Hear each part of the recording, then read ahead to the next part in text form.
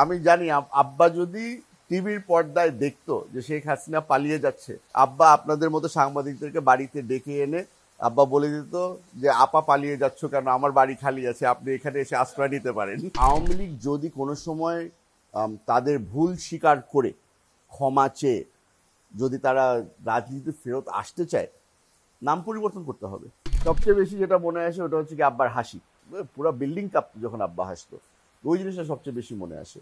শেখ মুজিবুর রহমানকে তারা আইডল হিসাবে দেখতো না, গড হিসাবে দেখতো। বাংলাদেশের জনগণের কাছে বাংলাদেশ আওয়ামী লীগ একটা গালি হিসাবে পরিচিত হয়ে গেছে। তারেক রহমান সাহেব যদি বাংলাদেশে ফিরে আসেন, এখন যদি ফিরে আসেন, বর্তমান ব্যালেন্স অফ পাওয়ার যেটা আছে ওটা শিফট হয়ে যাবে। সামনে যদি দেখি যে এমন একটা সংকট চলে আসে যে বিএনপি আর জামাতের আবার একসাথে কাজ করতে হবে, হতে পারে চট করে যদি ঢুকে যায় তাহলে আমরা আবার এক কাতারে আবার দাঁড়াবো। এনসিপির খুব কষ্ট হবে 2-3টা আসন পাওয়া। কিছু কিছু উপদেষ্টারা খুব সাকসেসফুলি কাজ করছে, কিছু কিছু উপদেষ্টারা কাজ করছে কি করছে না ওটা নিয়েও আমাদের মানে একটু প্রশ্ন রয়ে যাচ্ছে। জুলাই আগস্ট অভ্যুত্থানের 1 বছর হয়ে যাচ্ছে।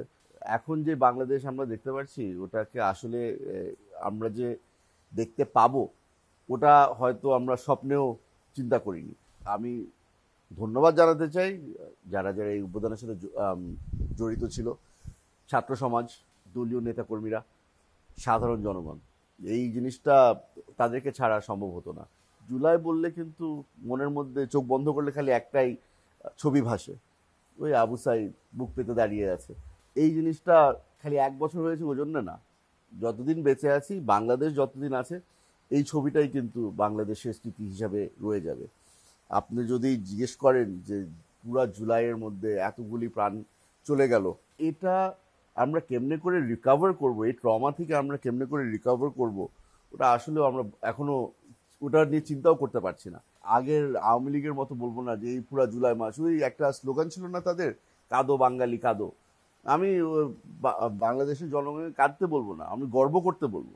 এই যারা আত্মত্যাগ করেছে, যারা এই সাহস দেখিয়েছে, আমি বলবো যাদেরকে সেলিব্রেট করা উচিত।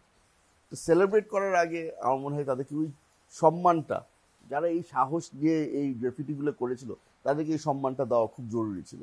তো হ্যাঁ, অনেক খুশি, অনেক গর্ব, তার সাথে কিছু কষ্টও আছে, এগুলো বলা আমার মনে হয় যে প্রয়োজন হয়ে গেছে। যেই ব্যক্তিগুলো নিহত হয়েছে, যারা আহত হয়েছে, তাদের পরিবাররাও বারবার করে আমাদের কাছে আসছে, বারবার করে আমাদেরকে বলা হচ্ছে যে কোথায় কোথায় আমরা একটু ফল্টার করছি।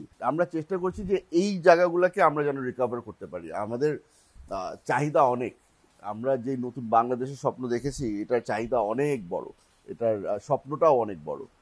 আমরা মাত্র প্রথম কদম নিয়েছি, রাস্তা অনেক লম্বা। আশা করি সামনের 20 বছরে হয়তোবা আমরা এটা কভার করতে পারবো। শেখ মুজিবুর রহমান সাহেবের কন্যা শেখ হাসিনা দেশ ছেড়ে যে পালাবে এটা জানা ছিল, সময়টা জানা ছিল না, কবে পালাবেন সেটা জানা ছিল না। কিন্তু আমরা সকলেই জানতাম যে যেই দিন আওয়ামী লীগের পতন হবে সেই দিন তারা লুকিয়ে পালাতে হবে। ওই যেটা বলে যে রেসপেক্টেবল ভাবে যে তারা ক্ষমতা হ্যান্ড ওভার করবে, এটা হবে না। এটা এটা আমাদের সকলের জানা ছিল। আমরা সকলেই জানতাম যে তাদের পতন হবে একটা অভ্যুত্থানের মাধ্যমে, সেটাই হলো। ওটা জানা ছিল না যে এত বড় একটা ঘটনা, যেখানে শেখ হাসিনা সবাইকে রাজাকার বানিয়ে দিবে, যেখানে শেখ হাসিনা ওপেন ফায়ার মানে সাধারণ জনগণের উপরে করবে, এগুলি জানা ছিল না। আমরা মনে করেছিলাম, আমাদের বিশ্বাস ছিল যে একটা পলিটিক্যাল মুভমেন্টের মাধ্যমে এই পতনটা হবে, কিন্তু পালাবে যে ওটা কনফার্ম ছিল। পলিটিক্স এমন একটা জিনিস, এটা একটা এভার ইভলভিং একটা মেশিনারি। আমার মনে হয় যে আওয়ামী লীগ যদি কোনো সময় তাদের ভুল স্বীকার করে ক্ষমা চেয়ে যদি তারা রাজনীতিতে ফেরত আসতে চায়, নাম পরিবর্তন করতে হবে।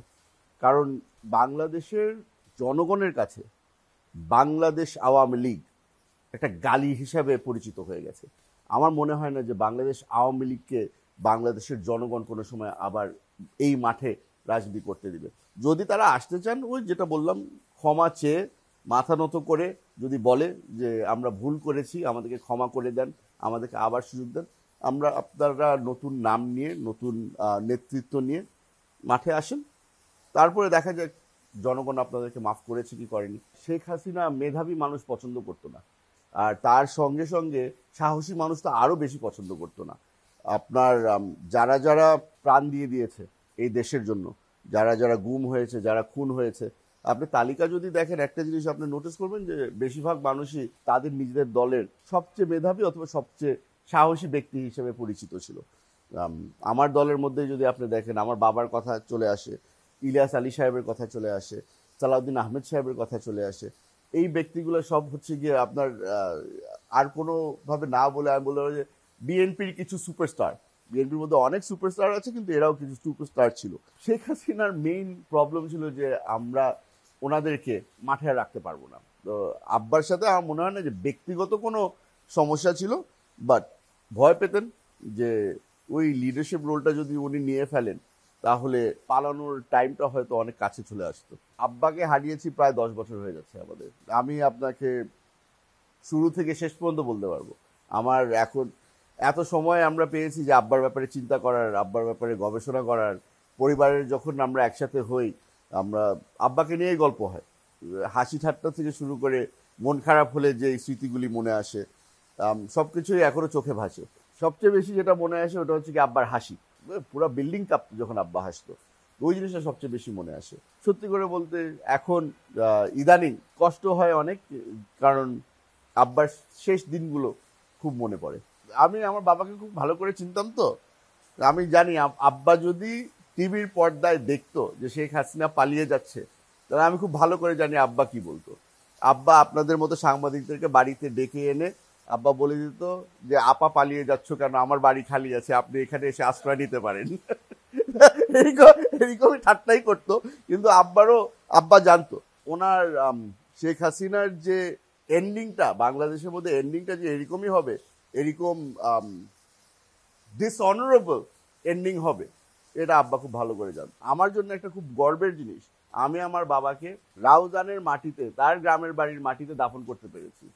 যা দেখে মনে হচ্ছে আওয়ামী লীগের বাকি নেতারা বোধহয়, বেশিরভাগ মানুষ হয়তো কলকাতায় কোথাও মাটি পাবে, বাংলাদেশে মাটি পাবে না। আওয়ামী লীগকে যদি আপনি দল হিসাবে দেখেন, আপনার ভুল হবে। আওয়ামী লীগ একটা দল না, আওয়ামী লীগ একটা কাল্ট।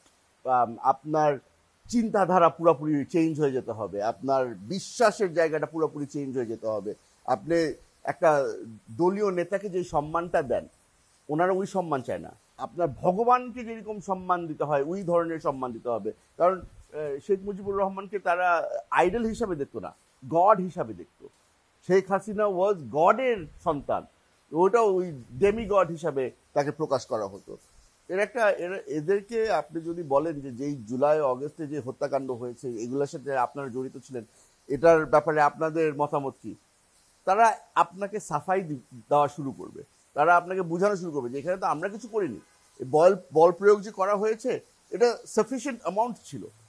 ওদের জন্য এগুলো মানে কিভাবে বুঝাই আপনাদেরকে, আওয়ামী লীগের মেন্টালিটি যদি আপনার বুঝতে হয় তাহলে আপনার সাইকোপ্যাথের মেন্টালিটিটা বুঝতে হবে। আর এটা সবাই বলে যে শেখ হাসিনা একজন সাইকোপ্যাথ ছিল।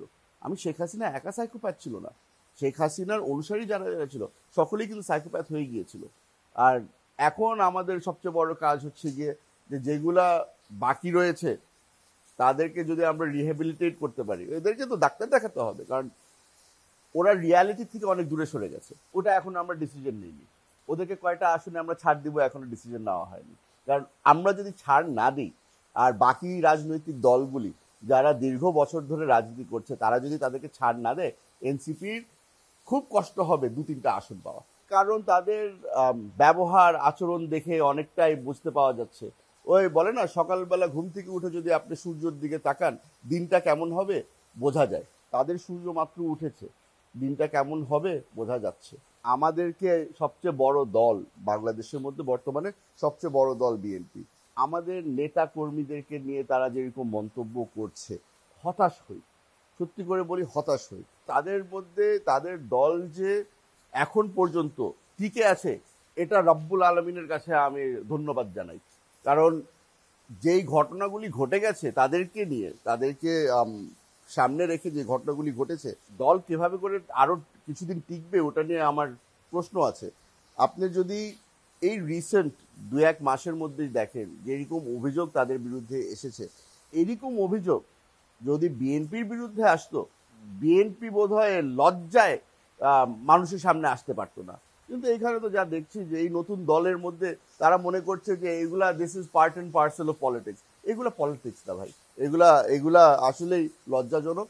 আর আমার মনে হয় যে তারা যদি বেসিক ফ্রেমওয়ার্ক অফ পলিটিক্সে ফিরে আসতে পারে, তারা আগে এই যে গণ অভ্যুত্থানের সময় কি বিশ্বাস নিয়ে তারা রাজনীতিতে এসেছিল ওগুলাতে যদি ফিরে যেতে পারে, তাহলে হয়তো বা কিছুটা তাদেরকে আরো স্যালভেজ করা যেতে পারে। আমার মনে হয় না যে এভাবে এরকমই যদি আগাতে থাকে, টাইম ইজ রানিং শর্ট। আপনি আজকে 200 মানুষকে খুশি করার জন্য 2 কোটি মানুষের গালি খাচ্ছেন, এই জিনিসটাও তো আপনাদের মাথায় রাখতে হবে। তারেক রহমান সাহেবকে নিয়ে ওনারা যে কথা বলেছে, এটার জবাব তারেক রহমান সাহেব দিবে না, এটার জবাব দিবে দেশের মানুষ, বিএনপির নেতা কর্মীরা। আর আপনারা জানেন দলের কর্মীরা যদি একবার খাট্টা হয়ে যায়, কন্ট্রোল করা বড় মুশকিল। আমার নেতা একজনই ছিল আমি আমি রাজনীতিতে আসার পরে আমি নেতা একজনই পেয়েছি, ওটা তারেক রহমান সাহেব।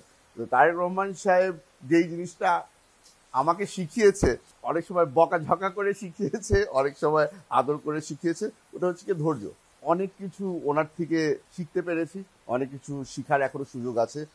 বাট এই জিনিসটা আমি সবসময় মনে রাখবো, উনি আমাকে ধৈর্য ধরার যেই লেসনটা বারবার করে দিয়েছিল, ওটাতে আমি একটা জিনিস জানতে পারি যে আব্বা একটা কথা বলতো না, রাজনীতি করতে হলে শরীরের থেকে মন বড় হতে হয়, ওটার প্রমাণ উনি দিয়েছে। সবাই একটা প্রশ্ন আমাদেরকে জিজ্ঞেস করে যে তারেক রহমান সাহেব দেশে কেন ফিরছেন না। এটা আসলে সবার মনের মধ্যে কিন্তু জবাবটা অলরেডি আছে, কিন্তু তাও ক্যামেরার জন্য জিজ্ঞেস করা হয়। জবাব আমি আপনাদেরকে আবার খোলামেলা বলে দিই। তারেক রহমান সাহেব যদি বাংলাদেশে ফিরে আসেন, এখন যদি ফিরে আসেন, বর্তমান ব্যালেন্স অফ পাওয়ার যেটা আছে ওটা শিফট হয়ে যাবে। তারেক রহমান সাহেব বাংলাদেশের সবচেয়ে বড় দলের প্রধান, উনি বাংলাদেশে আসা মানে হচ্ছে গিয়ে বাংলাদেশের আপনি সিভিল সার্ভেন্ট বলেন, আপনি পলিটিশিয়ান বলেন, যাদের কথাই বলেন না কেন, সবাই কিন্তু তারেক রহমান সাহেবের দিকে তাকিয়ে থাকবে যে ওনার সিদ্ধান্ত কি, ওনার মতামত কি। তারেক রহমান সাহেব ওটা চান না। মিটফোর্ডের ঘটনার ব্যাপারে আমি একটা জিনিসই খালি বলবো, ওটা হচ্ছে গিয়ে এটা আপনি যদি চাঁদাবাজি, আপনি রিজনিং এ চলে গেছেন যে এটা চাঁদাবাজির জন্য হয়েছে না ক্রিমিনাল অ্যাক্টিভিটির জন্য হয়েছে, যেটাই হয়েছে এটা মানুষের বাচ্চা করেনি। যেভাবে করে হত্যাকাণ্ডটা হয়েছে এটা মানুষ মানুষ করতে পারে না। অ্যাগেন আবারও ওই শব্দে চলে যাচ্ছি, সাইকোপ্যাথ।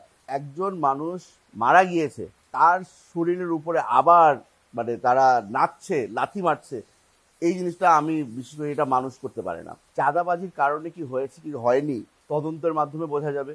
আমি এখন ওটা নিয়ে মন্তব্য করব না, করতে চাই না। যদি চাঁদাবাজির কারণেই হয়ে থাকে, তাহলে আপনি যে দেখছেন যে আসামি করা হয়েছে 4 জন, আমার মনে হয় যে তালিকাটা আরো অনেক বড় হবে, আর বড় হওয়া উচিত।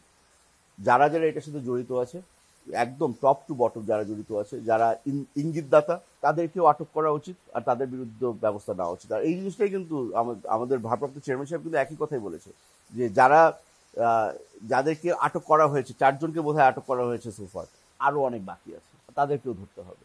আর এই জিনিসটা, এই প্রেশারটাই কিন্তু তারেক রহমান সাহেব বারবার করে দিচ্ছেন যে খালি যারা ইমিডিয়েট কালপ্রিট যারা, তাদেরকে ধরে কাজ শেষ হবে না, আপনার বাকিদেরকেও ধরতে হবে।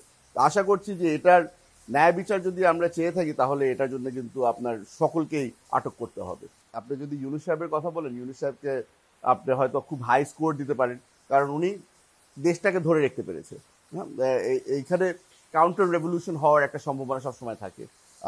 একটা সম্ভাবনা থাকে যে আপনার কিছু কিছু সেপারেটিস্ট গ্রুপ হয়ে যায়, যাদের কারণে হয়তো সিভিল ওয়ারও হয়ে যেতে পারে।